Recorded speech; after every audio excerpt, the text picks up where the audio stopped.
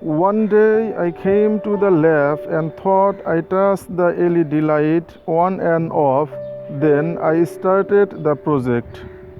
Using instrument, I used to start the project ESP32 Dev Kit Microcontroller, breadboard and connecting wire, resistor on K, LED light, hardware connections. I installed the ESP32 Dev Kit with the breadboard and then connected to the ESP32's hardwire connections.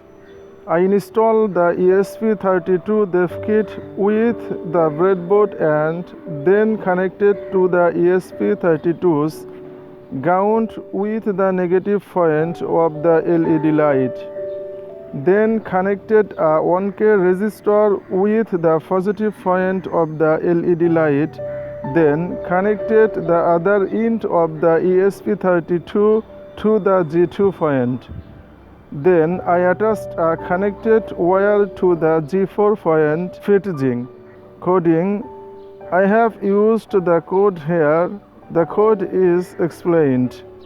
Finally, I completed my project.